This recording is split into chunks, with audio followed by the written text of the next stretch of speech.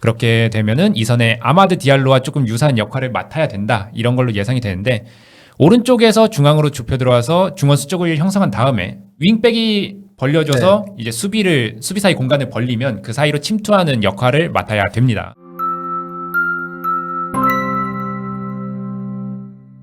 안녕하세요. 볼리TV 성욱입니다. 네, 볼리TV 김희준입니다. 네, 오늘 저희가 모인 이유는 지금 이적 시장을 뜨겁게 달구고 있진 않지만 어쩌면 올 여름 뜨겁게 달굴 수 있는 이적설에 관한 이야기를 하려고 합니다.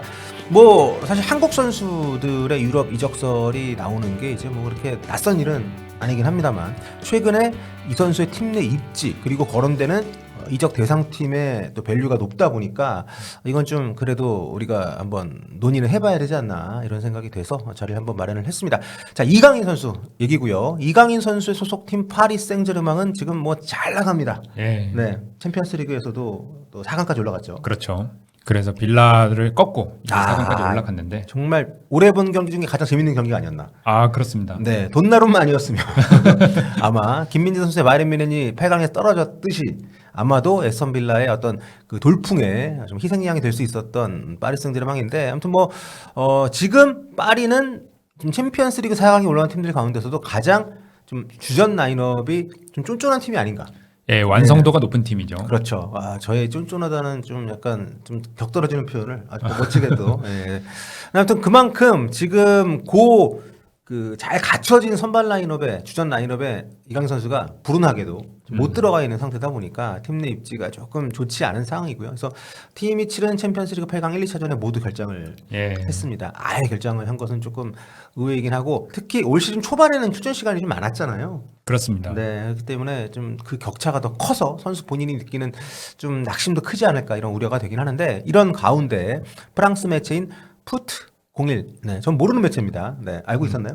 저도 이번에 처음 들었습니다. 네, 이 매체에서 이강인 선수 이적설 보도를 했습니다. 루이스 에니케 감독 체제에서 자리를 좀 잃었고 다가오는 이적 시장에서 파리를 떠날 가능성이 높다. 잉글랜드, 사우디아라비아 얘기하면서 크리스탈 팰리스와 맨체스터 유나이티드가 경쟁을 할 거다. 이렇게 아주 구체적인 이름을 적시를 했습니다. 근데 뭐 이적설 나오는 게 처음은 아니잖아요. 그렇죠. 뭐 사실 이적 시장마다 프리미어리그 이적설이 나왔다라고 해도 과언이 아닌데요. 그렇죠. 예, 지난 여름에는 프랑스 축구 관련해서 그래도 이번에 보도된 매체보다 공신력이 높은 이제 풋메르카토의 산티아오나 기자가 나폴리가 빅터 오시멘 이적 조건으로 이강인을 포함시킨 트레이드 제안을 역제안했다라는 보도도 있었고요. 익명의 프리미어리그 클럽에서 7천만 유로 상당의 제안이 온 것도 사실이다 라고 확인을 했었습니다. 7천만 유로면 대단한데 근데 지금 파리가 뭐 돈이 부족한 팀은 아니니까 그 당시는 또 활용이 많이 되고 있었던 시기이기도 했었고요. 그리고 겨울에 이제 디에슬레틱에서 아스날 영입설이 나오면서 또 한동안 국내 팬들 후끈했던 또 기억이 있습니다. 그렇죠. 당시에 아스널이 라이트윙 에이스인 부카요 사카가 부상을 당했고요. 네. 미드필더진 선수층도 부족했습니다. 그렇기 때문에 두 자리를 모두 볼 수 있는 이강인을 염두에 두고 있다라는 기사가 나왔었는데 지금으로서는 아스널이 사카도 돌아왔고 그다음에 미드필더진도 보강을 생각하고 있기 때문에 이강인 이적설은 조금 사그라든 상태입니다. 레알을 박살내면서 올라갔기 때문에 네, 잘 나가고 있는 아스날이고 자 그렇다면 지금 이 시점에 왜 이적설이 나왔냐 앞서도 말씀드렸습니다만 전반기 루이스 에니케 감독이 상당히 중용을 했던 시기가 이미 지나가 버렸기 때문이죠. 예, 그렇죠. 전반기만 기준으로 놓고 보면요. 전반기 23경기를 파리 생제르맹이 치렀는데 이강인이 브래들리 바르콜라와 유의하게 전 경기에 출장했던 선수입니다. 이게 리그뿐만이 아니라요. 컵 대회 포함한 수치입니다. 그만큼 이제 매 경기 뭐 선발이든 교체든 계속해서 꾸준하게 경기를 내보내면서 주요 자원이라는 것을 이제 좀 우리가 확인할 수 있었던 그 시기가 있었는데 그런데 이제 겨울 이적 시장에 우리에게도 김민재 선수의 옛 동료 나폴리에서 정말 이 친구가 얼마나 크랙인지는 이탈리아 리그를 안 보는 사람도 모르죠. 정말 대단한 흡이차 크바라치엘리아를 영입을 했습니다. 그러면서 이 친구가 오른쪽 윙어 자리를 완전히 그냥 뭐 꿰차버렸고 그리고 그 데지레 두에 지난번에 파리 올림픽에 나왔었던 이 친구가 또 이번 시즌에 엄청 성장을 하면서 어떻게 보면 이강인 선수하고 주전 경쟁을 해야 되는 선수들이 좀 약간 웃자랐어요. 그래서 그런 과정에서 이강인 선수가 좀 슬쩍 밀려나는 그런 상황이 발생을 했습니다. 예, 그러다 특히 치명적이었던 건 크바라첼리아가 보통 왼쪽 윙어로 뛰어왔는데 파리 생제르맹에서는 오른쪽 윙어로 정착에 성공을 했다. 이 부분이 좀 오른쪽 윙어인 이강인 선수에게는 조금 아쉬운 대목이 될 수 있었다 그렇죠. 그렇고요. 왼쪽에 이제 바르콜라를 기존에 계속 이제 그 활용을 했었던 예. 루이스 엔리케 감독인데 그 흡이차 정말 잘합니다. 그리고 덴벨레가 시즌 초반에 정말 뭐 얘 뭐지? 제2의 음바페라며 막 이랬었는데 그쵸. 진짜 제2의 음바페가 됐습니다. 예, 스트라이커 예. 자리로 옮기면서 득점력이 폭발을 했고요. 그쵸. 그다음에 훈련 태도 등도 개선을 하면서 엔리케 감독의 신뢰를 다시금 받고 있습니다. 그렇습니다. 그러면서 이제 덴벨레가 이제 오른쪽 윙이나 뭐 스트라이커를 다 볼 수 있는 선수지만 스트라이커에 이제 딱 자리를 잡으면서 오른쪽 흡이차가 자리를 잡으면서 이강인 선수에게는 좀 경쟁 구도가 좀 안 좋게 돌아가는 상황이 좀 됐고요. 그 팀의 어떤 플레이 스타일도 좀 이강인 선수하고는 조금 안 맞는 예. 느낌이 좀 있습니다. 지금 보면. 뭐 원래도 오른쪽에 덴벨레나 아니면은 오른쪽 윙백인 하키미가 섰을 때는 네. 뭐 스피드를 주무기로 하긴 했어요. 근데 최근에는 이제 아예 흡이차 크바라첼리아까지 정착을 하면서 속공이 주 무기가 됐습니다. 그러다 보니까 이강인 선수가 상대적으로 스피드나 어떤 과감성 부분에 있어서는 파리 생제르맹에서 아쉬운 모습을 보여준 게 사실인데 그러다 보니 지금 주전 경쟁에서는 살짝 밀려난 상태입니다. 네, 그렇다 보니까 2월 이후에 11경기 중에 4경기에만 선발로 나오고 있고요. 그나마 좀 약간 좀 중요성이 떨어지는 로테이션용으로 사실 많이 기용이 되고 있는 게 사실입니다. 그렇죠. 뭐 쿠프 드 프랑스 3부 리그와의 경기 막 이런 데서 나왔고요. 챔피언스 리그 8강에서는 2경기 모두 결정을 했습니다. 이거 너무 아픕니다. 예, 16강까지 합쳐도 4경기에서 19분 출장에 그쳤다. 예, 리버풀전 그 연장전이죠. 챔피언스리그 8강이 한국 선수들에게는 약속의 8강이거든요. 그쵸. 박지성의 그 삐를로, 아, 네. 네, 그리고 그 손흥민의 맨시티, 아, 네, 이런 또 있기 때문에 이번 8강 김민재, 이강인 모두 기대했는데 두 선수 모두 좀 아쉬운 그런 좀 시기가 되는데 아무튼 품 메르카토에 따르면 8강 2차전 때는 아예 경기전 훈련에도 참여를 안 했다. 뭐 이런 보도가 있다고요? 예, 그렇습니다. 그렇기 때문에 뭐 이거는 여러 가지로 해석을 할 수 있겠는데 일단은 이강인 선수의 몸 상태가 아직은 100%로 올라오지 않았다라고도 해석을 할 수 있겠고요. 그렇습니다. 그렇다 보니까 또 RMC의 또 한 기자가 또 이강인 선수 언급을 또 했네요. 예, 그렇습니다. 원래도 뭐 이강인 선수를 별로 좋아하진 않는 프랑스 언론인 다니엘 리올로가 이강인이 완전히 사라졌다라고 언급을 하면서 네. 예, 이강인이 한동안 최적 포지션에 대한 논쟁의 중심에 섰었다. 그러니까 가짜 9번도 서고 오른쪽 윙도 서고 이런 내용인데 지금은 이강인이 사라졌고 그에 대해 생각할 필요가 없어져서 기쁘다. 모든 게 파리 생제르맹 입장에서 나아졌다라고 이렇게 언급을 했습니다. 네. 뭐 저게 이강인을 싫어한 표현인지 아니면은 파리가 고민이 없어져서 좋다는 건지 모르겠지만 굳이 저런 얘기를 한 이유를 모르겠네요. 아무튼 흡이차가 또 합류를 하고 이런 여러 가지가 좀 겹치면서 전체적으로 이강인 선수의 입지가 줄어든 것은 분명한 사실이라는 것을 저희가 이제 말씀드렸는데 무엇보다 이제 또 뜻밖의 이강인 선수보다도 이제 4살이 어린 예. 내질의 두에 선수가 후반기 들어서 엄청나더라고요. 예, 그렇습니다. 지금까지 컵대회 포함 17경기에서 공격 포인트를 기록했거든요. 근데 이 중 13경기가 2025년 경기입니다. 아우. 그러니까 후반기에 대단한 성장을 이뤘다고 볼 수 있겠고 모든 대회 통틀어서 이미 더블을 예, 달성을 한 그렇습니다. 네. 특히 이제 큰 경기에서 강한 면모를 보이면서 챔피언스리그 8강에도 예. 좀 골을 기록을 하기도 했었고 뭐 중원 같은 경우 그러니까 메잘라 자리 같은 경우도 파리가 지금 제가 볼 때는 지금 유럽에서 가장 강한 조합이 아닌가 싶은 생각이 들 정도로 예, 좋습니다. 그렇습니다.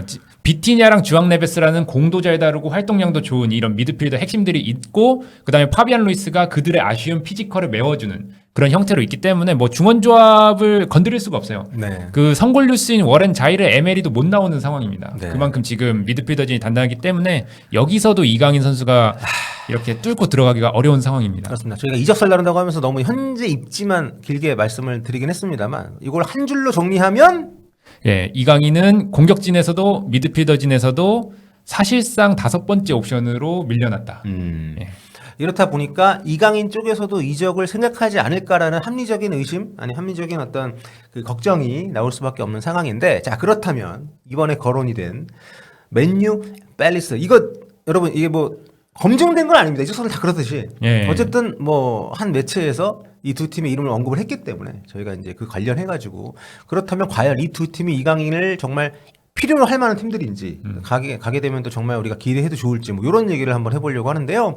맨유와 팰리스는 공통점이 있죠 전술적으로. 예, 그렇습니다. 전술적으로 3-4-2-1, 3-4-1 3백 전형을 사용하고요. 그 다음에 마냥 물러선 수비라는 게 아니라 전방 압박도 중시를 한다. 이런 공통점이 있습니다. 네, 사실 이강인 선수가 뛰고 있는 팀의 상황이랑은 많이 다릅니다. 예. 여러 가지로 전술적으로도 그렇고 3-4-2-1 전역에서 이제 전형에서 2선에 2명을 이제 쓰는데 이게 이제 약간 전형적인 윙어 스타일이 아니더라고요 보니까. 예, 그렇습니다. 뭐 두 팀 다 마찬가지인데 이선 두 명에서 적어도 한 명은 중앙 공격형 미드필더 성향을 가지고요.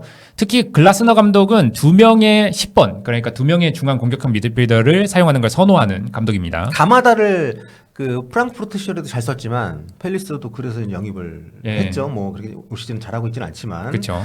그럼 어떤 좀 확실히 어떻게 보면 이강인 선수에게 좀 어울리는 구성이긴 합니다. 요 3-4-2-1 포메이션이. 그렇죠. 네. 뭐 상대적으로 이선에서 물론 이선 자원이 전방 압박을 정말 강하게 해야 된다. 그 다음에 공수 전환을 빠르게 가져가야 된다. 이 두 개는 분명한 사실인데 적어도 뭐 지금 파리 생제르맹의 4-3-3 시스템이나 그런 것보다는 상대적으로 공격에 좀 더 집중해서 있다는 장점이 있긴 하죠. 그렇죠. 펠리스 같은 경우에 특히 이제 또 뭐 역습, 속공, 스피드를 좀 중시하기 때문에 그런 점으로 따지면은 좀 안 맞는 면이 있을 수도 있겠지만 아무튼 윙백의 활용과 또 이선에 있는 공격 자원의 어떤 그 컨비네이션을 감안했을 때 지금 파리에서보다는 좀 더 활용 가치가 높아질 수도 있지 않나 이런 생각이 좀 드는데 지난 시즌에 이제 올리시아하고 이제 에제 예. 선수가 그런 움직임을 했었고 올 시즌에 가마다 뭐 제가 부진하다 말씀드렸지만 최근에 이제 그 사르가 잘하더라고요. 예, 네. 원래는 윙어 성향이 좀 강한 선수인데 이번 시즌에 조금 스피드 같은 걸 활용해서 하프 스페이스 침투를 하는 그런 그 이선 자원으로 개조가 돼가지고 큰 활약을 하고 있는 중입니다. 네. 뭐 팰리스가 뭐 나쁜 팀은 아닙니다. 또 연고지도 런던이고, 그쵸. 또 생활하기 좋고요. 예. 또 프랑스 수도에서 영국 수도 뭐 이런 연계성도 있고. 하지만 이왕이면 좀 더 좀 빅클럽으로 예. 가는 어떤 그 이적설에 대해서 많은 분들이 관심을 좀 갖고 계시기 때문에 아무래도 프리미어리그 중위권, 뭐 중하위권 이런 팀인 팰리스 게다가 이제 글라스너 감독은 뭐 토트넘 그 포스테코글루 차기 후보에도 올라 있을 정도로 예. 뭐 다음 시즌에 있을지 없을지 모르는 상황이다 보니까 맨유 이적설을 좀 알아봐야 될 것 같은데 아무튼 맨유는 감독도 온 지 얼마 안 됐고 예. 여러 가지로 좀 군침이 도는 이적설의 그 대상이긴 한데요. 지금 또 마침 맨유가 고이치가 굉장히 고민되는 지점 아닙니까? 그렇습니다. 맨유가 지금 이선 자원에 있어서 계속해서 실험을 하면서 아직까지도 좀 주전이 확정되진 않은 네. 그런 모습을 보여주고 있거든요.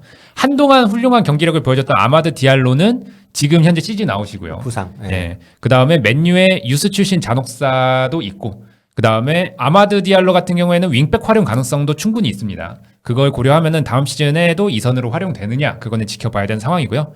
최근에는 조슈아 지르크제이가 세컨 스트라이커에 가까운 이제 이선으로 활약을 했는데, 현재는 마찬가지로 부상으로 시즌 아웃이 된 상황입니다. 네. 호일룬, 가르나초, 드르크지, 호가지? 뭐라고 해야 돼? 아무튼, 요 친구들이 사실 맨유라는 이름값에 비하면 너무 좀 못해주고 있는 것도 예. 사실이어서 아무튼 요 전방부터 다 좀 대대적인 수리 좀 보수공사 들어갈 거다 이런 얘기가 좀 있는 상황이라 뭐 이강인 선수가 아니더라도 지금 뭐 맨유 링크 걸린 이적설 굉장히 많습니다 여러 선수들이. 근데 이거 어쨌든 지금 그 아무린 감독이 자기의 축구 철학 전술을 바꿀 가능성은 없어 보이기 때문에 예. 네 가게 된다면은 지금 이 포메이션에서 이제 기용이 될 텐데 이선에서 아무래도 좀 많이 기용이 되겠죠? 예, 그렇습니다. 뭐 다음 시즌에 만약에 중앙 미드필더 혹은 이선이 보강된다고 하면은 기본적으로 브루노 페르난데스가 이선에 갈 가능성이 높기 때문에 그렇다면은 다른 오른쪽 자리에 이강인 선수가 설 확률이 높겠죠. 그렇게 되면은 이선에 아마드 디알로와 조금 유사한 역할을 맡아야 된다. 이런 걸로 예상이 되는데 오른쪽에서 중앙으로 좁혀 들어와서 중원 수적을 형성한 다음에 윙백이 벌려줘서 이제 수비 사이 공간을 벌리면 그 사이로 침투하는 역할을 맡아야 됩니다. 뭐 쓰리백은 아니지만 우리 대표팀에서 많이 하던 거죠 이거. 예, 네, 그렇죠. 이강인 선수가 중앙으로 많이 들어와서 전체 꼭 전개도 해주고 슈팅도 때리고 또 설영우 선수 올라와서 뒤에 또 커버해주고 뭐 이런 움직임. 그리고 지금 개인적으로는 맨유가 그 오른발은 부패가 워낙 확실하게 책임을 져주는데 왼발 세트피스 키커가 마땅치 않아서 예, 이 부분도 이강인 선수가 좀 가질 수 있는 독보적인 경쟁력이 아닌가. 그렇죠. 네, 코너킥이나 프리킥 같은 거. 예. 코너킥 같은 경우에는 최근에 프리미어리그도 그렇지만 네. 전 세계적인 트렌드가 인스윙이거든요. 그러니까 오른쪽에 왼발 키커, 왼쪽에 오른발 키커 이렇게 두는 경우가 많은데 지금 맨유는 오른쪽에도 오른발 키커를 두고 있는 형국입니다. 워낙 네. 왼발 키커가 없어서요. 네. 그렇기 때문에 이강인 선수가 만약에 들어온다면은 세트피스 키커로서는 확실한 강점을 가진다고 볼 수 있겠죠. 그렇습니다. 스카이 스포츠에 제가 이제 올 시즌 코너킥 스타일을 쭉 보고 있는데 와 진짜 거의 대부분의 아스날은 뭐 90%가 인수인이네요. 예. 얘네는 참 하여튼 이 세트피스에서는 뭔가 선구적이긴 합니다. 그렇습니다. 굉장히 대단한 수치인데 역시 토트넘은 이런 부분에서 굉장히 뒤처져 있습니다. 40%대밖에 되지 않네요. 자 아무튼 맨유가 지난 2023-24 시즌에 그 세트피스 득점이 리그에서 15위더라고요. 이걸 예. 보니까 토트넘이 11위인데 토트넘보다 골을 못 넣고 있기 때문에 이 부분도 이강인 선수의 경쟁력이 될 수 있지 않을까 생각이 들고 아무튼 뭐 부패랑 그러면은 뭐 경쟁자라면 되면 안 되는데. 예. 예, 일단 브루노 페르난데스와 이강인이 만약에 모두 뛴다라고 네. 하면은 사실 걱정되는 부분은 그거죠. 이 둘의 성향이 조금 비슷한 면모가 있기 때문에 이 둘 중 한 명을 이 둘이 삼선으로? 예, 이 둘이 이 선에서 공존할 수 있느냐. 왜냐면은 아무튼 아모린 감독은 뭐 스포르팅 시절도 그렇고 적어도 이 선에서의 한 명은 좀 박스 타격을 할 수 있는 선수를 좀 선호하거든요. 근데 아무래도 브루노 페르난데스나 이강인 둘 다 조율 쪽에 좀 더 강한 면모가 있다 보니 그래서 만약에 이강인 선수가 맨유로 이적한다라고 하면은 네네. 아모린 감독이 둘 중 한 명을 조금 중앙 미드필더로 기용하는 수도 고려할 수 있지 않을까라는 생각이 개인적으로 들긴 합니다. 그렇습니다. 자 여기까지 저희의 뇌피셜이었습니다. 이게 뭐 사실 이적 썰이기 때문에요. 이게 얼마나 실체가 있는지를 우리가 뭐 솔직히 확인할 수 없기 때문에 현실성 여부를 여러분 이적 썰 얘기할 때 그래서 그게 되겠어 이런 얘기 뭐 하실 수 있지만 그러면은 이런 그 이적설 자체를 다룰 수가 없습니다. 그때 감안해서 들으시면 좋을 것 같고요. 그래서 냉정하게 우리가 봤을 때 지금 현재 맨유 이적설 좀 더 그래도 강하게 링크가 걸린 선수들은 누구라고 할 수 있나요? 아무래도 울버햄튼의 마테우스 쿠냐라든가 네. 아니면은 입스위치 타운에서 이번 시즌에 에이스로 활약한 리암 델랍 선수가 있겠죠. 뭐 두 선수 모두 프리미어리그 적응이 필요가 없다라는 점에서 조금 더 진한 링크가 나고 있는 듯 하고요. 특히 쿠냐는 스트라이커도 가능하지만 이 선에서도 활약이 가능한 골 결정력과 기동력이 좋은 선수입니다. 네, 탑10 밖에 있는 팀 선수 가운데 올 시즌에 제일 잘했던 것 같아요. 부상도 좀 있고 했습니다만. 예. 자, 아무튼 뭐 이강인 선수가 저는 좀 또 걸림돌이 빅클럽 아니면 가기 쉽지 않은 게 이 정도 너무 비싸요. 예. 지금 파리에서 자기들이 투자한 돈도 있지만 이강인 선수가 나이가 어리기 때문에 헐값에 보낼 가능성이 거의 없거든요. 그렇기 때문에 그러니까 빅클럽 이적설이 그런 면에서는 신빙성이 있지만 또 역설적으로 보면 또 과연 그 돈을 주고 이강인에 꽂힌 감독이 아니면 들어가기가 쉽진 않을 거다. 자, 그래서 뿌리TV 김희준 기자의 예상은 어떻습니까? 이 가능성 지금 뭐 맨유가 됐든 네. 팰리스가 됐든 팀 빼고 합시다. 이번 여름에 파리를 떠날 가능성 몇 프로 정도로 보십니까? 저는 반반으로 보는 게 맞다고 생각을 해요. 저하고 똑같은 비겁한 생각을 하셨군요. 네. 그럼 1%씩 더 준다면 1% 더 준다면은 전 떠났으면 좋겠다. 사실 파리 생제르맹이라는 팀이 좋은 팀인 건 사실이잖아요. 그렇죠. 어쨌든 예, 그러니까 사실 출전 시간이 조금만 더 보장이 된다면은 파리 생제르맹에 남는 것도 나쁘지 않은 선택인데 문제는 지금 파리 생제르맹 주전들이 나이도 어리고 그렇죠. 예, 세대 그다음 교체를 거의 뭐 성공했다고 봐야 되는 예. 지금 수준이기 때문에 그래서 이적을 하는 게 선수 경력상으로는 조금 더 도움이 되지 않을까 하는 개인적인 네. 생각은 있어요. 그렇습니다. 예. 뭐 급할 건 없지만 뭐 좀 여러 모험을 시작해도 좋은 시기가 이번 여름이 아닌가라는 생각 개인적으로 있고 하지만 어떤 선택을 내리든 저희는 지지하고 응원하면서 계속 또 지켜보도록 하겠습니다. 자, 이강인 선수의 프리미어리그 이적설 김희준 기자와 함께 얘기 나눠봤습니다.